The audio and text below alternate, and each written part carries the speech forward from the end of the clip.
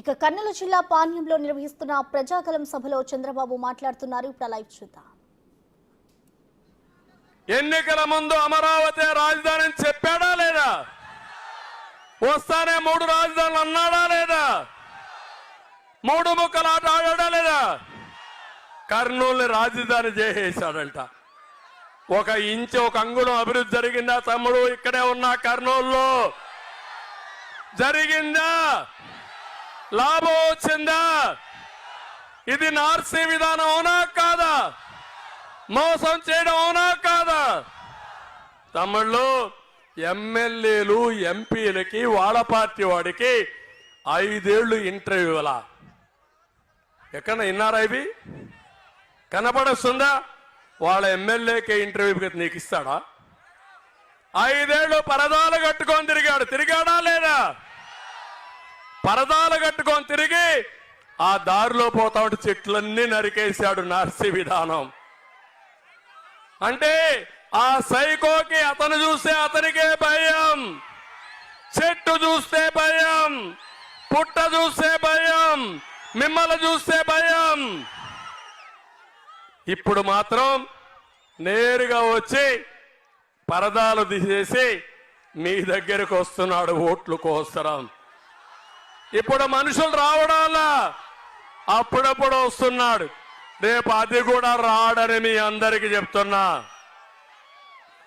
తమిళ్ళు 5 ఏళ్లు మీడియా ప్రశ్నిస్తున్నారని వాళ్ళ మీద కేసులు పెట్టి ఒక్కరోజు కూడా మీడియా సమావేశం పెట్టని వ్యక్తి ఈ సైకో.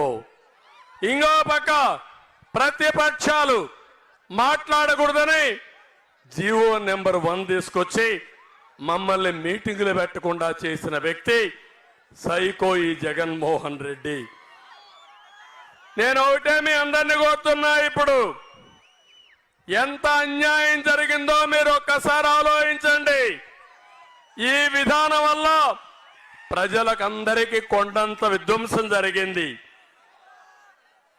ఏది నిర్మాణమో తెలియని వ్యక్తి ముఖ్యమంత్రి అవుతానే కలెక్టర్స్ కాన్ఫరెన్స్ పెట్టి కూర్చున్న స్థలాన్ని ప్రజావేదికని కూల్చేసిన దుర్మార్గుడు ఈ జగన్మోహన్ రెడ్డి. తనకు మొదటి మీటింగ్ కి షెల్టర్ ఇచ్చినటువంటి ప్రజావేదిక గెలిచేసి విధ్వంసానికి నాంది పలికాడు. కలల రాజధాని నాశనం చేశాడు. 1000 కోట్లతో నిర్మాణం చేసిన రాజధానిని ఈరోజు చెదలు పట్టించే పరిస్థితికి వచ్చాడు. రాయలసీమలో 198 ప్రాజెక్టులు పూర్తిగా క్యాన్సిల్ చేశాడు. పోలవరం లాంటి ప్రాజెక్ట్ని రాయలసీమకి ఒక వరం లాంటి ప్రాజెక్టు, జీవనది అలాంటి ప్రాజెక్టు నాశనం చేశాడు. ప్రాజెక్టులు సరిగా మెయింటైన్ చేయకుండా కొట్టుకొని పోయే పరిస్థితికి వచ్చాయి. అందరికి అన్యాయం చేశాడు. 13 లక్షల రూపాయలు 13 లక్షల కోట్లు అప్పు చేసే పరిస్థితికి వచ్చాడు. తమిళలో మీరెవరైనా బాగుపడ్డారా? ఈ ప్రభుత్వంలో మీ జీవన ప్రమాణాలు మెరుగాయా? ఈ ప్రభుత్వంలో మీ ఆదాయం పెరిగిందా? ఈ ప్రభుత్వంలో మీ ఖర్చులు తగ్గాయా? ఈ ప్రభుత్వంలో. కానీ జగన్మోహన్ రెడ్డి ఆదాయం పెరిగింది. తమ్ముళ్ళు, ఇక్కడ మందు బాబులు కూడా ఉంటారు. మధ్యాహ్నం వేళ అడుగుతున్నా, ఏం తమ్ముళ్ళు, నేను ఇప్పుడున్నప్పుడు క్వార్టర్ బాటిల్ ఎంత? 60 రూపాయలు. మా తమ్ముడు మధ్యాహ్నం క్వార్టర్ బాటిల్ జోబులో పెట్టుకొని వచ్చాడు నాకు చూపించడానికి. ఇప్పుడు ఎంత తమ్ముడు? 200. 1 తాగితే కిక్కెక్కదు, 2 తాగితే కడుపులో మంట, 3 తాగితే ఇంక గోయిందా. నాసిరకం అవునా కాదా? ఇది తాగితే ఆరోగ్యానికి హానికరం అవునా కాదా? మీరిక్కడ ఉన్నారు, పక్కన తెలంగాణ ఉంది, తెలంగాణలో ఈ బ్రాండ్లు ఉన్నాయా తమ్ముళ్ళు? ఈ పరిస్థితి ఉందా తమ్ముళ్ళు? అంటే జగ్గుబాయ్ బ్రాండు, జే బ్రాండు, మన వాళ్ళందరినీ హాస్పిటల్ పంపించే బ్రాండు, మన వాళ్ళని శ్మశానానికి పంపించే బ్రాండు. మీకు ఇంకా కోపం రాదు, ఆవేశం రాదు, ఆందోళన లేదు. మీ ప్రాణం గురించి నేను బాధపడుతున్నా. మా ఆడబిడ్డల మంగళ సూత్రాలకు నేను బాధపడుతున్నా. తమ్ముళ్ళు ఇప్పుడు 200 చేశారు కదా, ఎవరికి పోయింది ఆ డబ్బులు? ఎవరికి పోయింది? జగ్గుబాయ్ అవునా కాదా? అలాంటి దుర్మార్గుడు మనకు కావాలనా? అదే చెప్పాను, నార్సీ విధానం. మీరు నాశనమైన, మీరు సస్తా ఉన్న ఆడబిడ్డల తాడిబొట్టు తెగిపోయినా చూస్తూ ఆనందపడే రకం ఈ జగ్గుబాయ్. అదే నార్సీ విధానం. కనికరం లేదు, మానవత్వం లేదు, మనిషి కాదు. అలాంటి ఆడికి ఓటేస్త్రీ. మా తమ్ముడు చెబితే మెంటల్ మెంటల్ అంటున్నాడు, అదే చెప్తాను నార్సీ అంటే. వేస్త్రీ, ఓటేస్త్రీ, కొని తెచ్చుకుంటారు, మీరు ఇబ్బంది పడుతుంది, మిమ్మల్ని కాపాడుకో, నన్ను జైల్లో పెట్టి నన్ను కూడా లేపేయాలని ప్రయత్నం చేశారు తమ్ముళ్ళు. నేను ఒకటే చెప్పా, దేవుడు రాసి పెట్టుంటే అది జరుగుతుంది.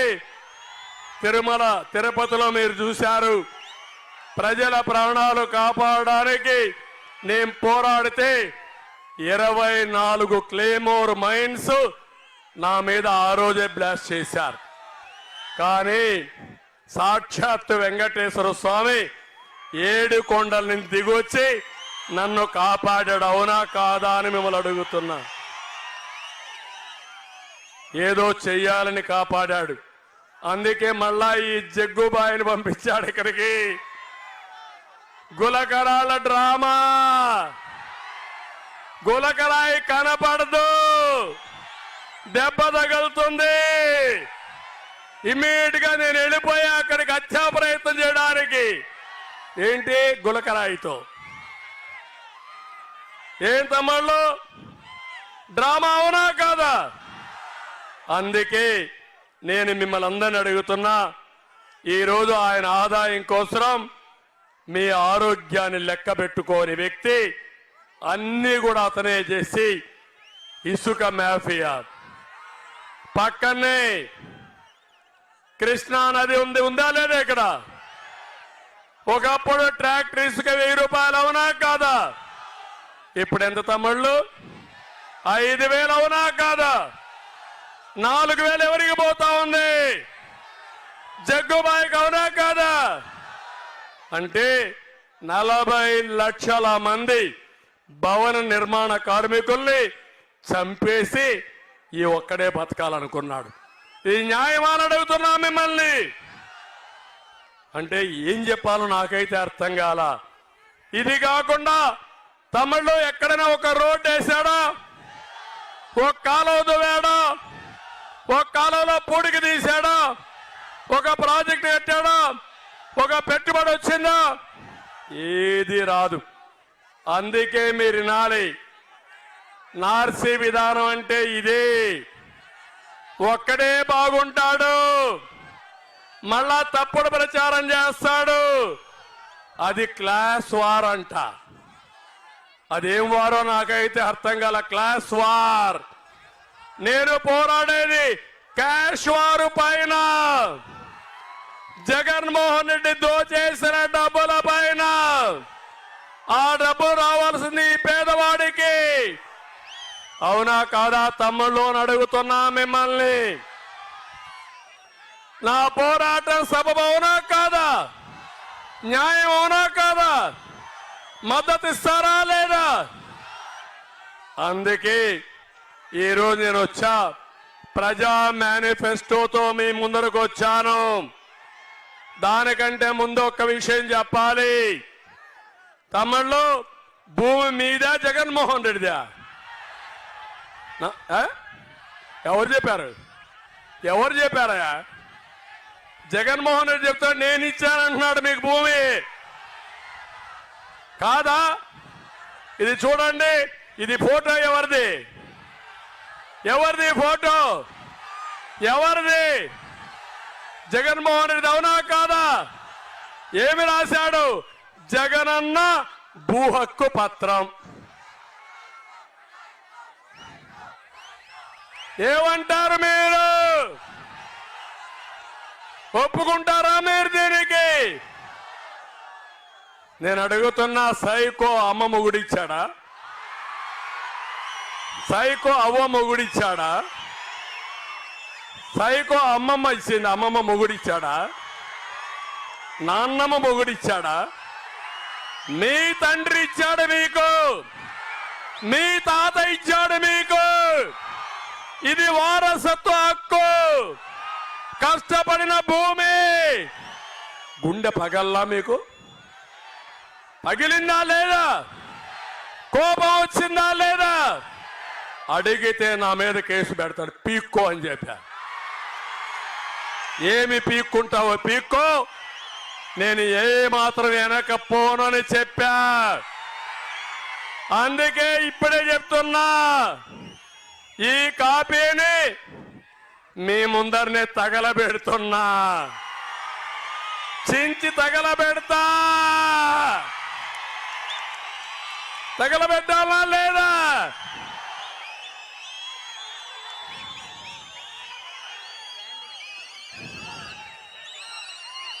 చించేసి తగలబెట్టేద్దామే, కనపడకూడదు.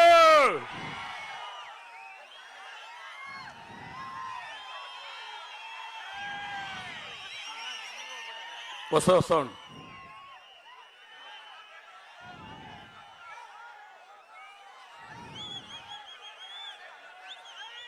కాలేదమ్మా పూర్తిగా.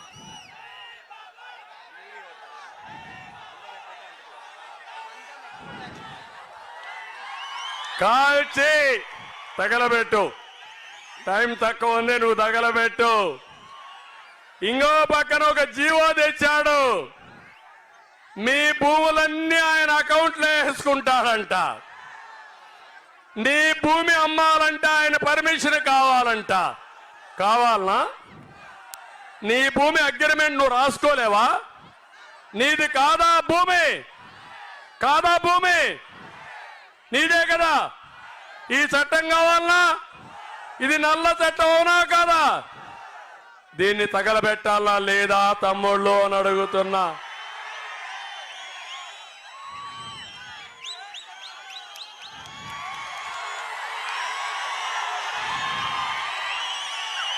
ఏం తమ్ముళ్ళు, తగలబెట్టా, తగలేసా. అతను చేసే చెడు పనులకి మనం తగలేసే పని చేయాల్సి వస్తా ఉంది. అలాంటి సైకో మీకు కావాలనా? అలాంటి వ్యక్తి మీకు కావాలనా? మీ ఆస్తులు కొట్టేసేవాడు మీకు కావాలనా? మీకు ఆస్తులు పెంచేవాడు కావాలనా? అందుకే వచ్చా ఈరోజు. అందుకే నేను వచ్చింది ప్రజా మేనిఫెస్టో సూపర్ 6. మీ జీవితాలను మార్చే సూపర్ 6. ఇంకొక పక్క మోడీ గ్యారంటీ కూడా అనుసంధానం చేస్తున్నా. ఎవరికి అన్యాయం జరగదు. మా ఆడబిడ్డలు, మీకు మంచి రోజులు వస్తున్నాయి. మీ జీవితంలో మీరు చూడనటువంటి మా తమ్ముడు కన్ను కూడా పోయింది గులకరాయితో. పాపకారు గులకరాయి కనపడలా, ఎతుకుతున్న గులకరాయి కోసం. ఇలాంటి వ్యక్తి. నేను అందుకే ఒకటే చెప్తున్నా, మళ్ళా అన్న క్యాంటీన్ రావాలంటే తెలుగుదేశం రావాలి. రంజాన్ తోఫా రావాలంటే తెలుగుదేశం రావాలి.